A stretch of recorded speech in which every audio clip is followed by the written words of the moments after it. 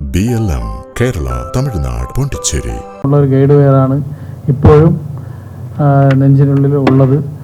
അത് എടുക്കുന്നതിന് വേണ്ടി പല പ്രാവശ്യവും മെഡിക്കൽ കോളേജ് വിദഗ്ധ ഡോക്ടർമാർ ശ്രമിച്ചു, പക്ഷെ നടന്നില്ല. അവസാനം ഇതെടുക്കാൻ സാധിക്കില്ല എന്ന രീതിയിലോട്ട് മാറിക്കഴിഞ്ഞു.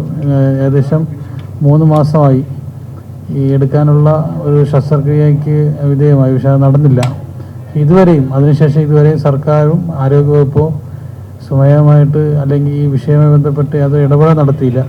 അതുകൊണ്ട് സുമയക്ക് നഷ്ടപരിഹാരവും അതോടൊപ്പം സർക്കാർ ജോലിയും അത് തന്നെയാണ് കുടുംബം മുന്നോട്ട് വയ്ക്കുന്നത്. അത് തീർച്ചയായും കിട്ടണം. അതിനുവേണ്ടി ഇപ്പം കോടതിയിൽ നാളെ കേസ് ഫയൽ ചെയ്യാൻ. ഹെൽത്ത് പ്രോബ്ലം ഉണ്ട്, എന്നാലും എനിക്ക് സംഭവിച്ച വീഴ്ച ഞാനായിട്ട് അത് ചെയ്തതല്ല, ഡോക്ടറിൻ്റെ കൈപ്പിഴയാണെന്ന് പറഞ്ഞിട്ടുണ്ട്. അപ്പം സർക്കാർ തന്നെയാണ് അതിന് ഉള്ള ഒരിത് തരുകയും വേണം.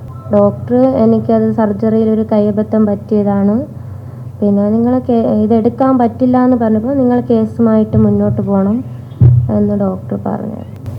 ഇതുവരയ്ക്കും സർക്കാരിൻ്റെ ഭാഗത്തു നിന്ന് യാതൊരു ഇടപെടലും ഇതുവരയ്ക്കും ഉണ്ടായിട്ടില്ല. ഇപ്പോഴും ഒരുപാട് ബുദ്ധിമുട്ടിൽ ആണ് പോയിക്കൊണ്ടിരിക്കുന്നത്.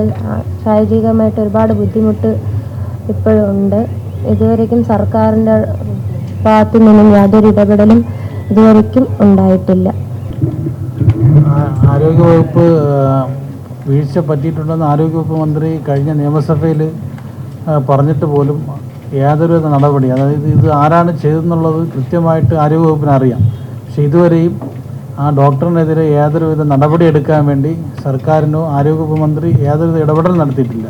നമ്മളൊക്കെ കണ്ടതാണ്, നിയമസഭയ്ക്കകത്ത് ഈ വിഷയം പറയുകയും അബദ്ധം പറ്റിപ്പോയതാണ്, ഡോക്ടർമാർക്ക് അബദ്ധം പറ്റിപ്പോയതാണെന്ന് മന്ത്രി പറയുകയും ചെയ്തിട്ട് പോലും മന്ത്രി ഒരു ഇടപെടലോ ഇതുമായി ബന്ധപ്പെട്ട ഡോക്ടറിന് നടപടി എടുത്തിട്ടില്ല എന്നത് വളരെ ഗൗരവമായ സംഗതിയാണ്.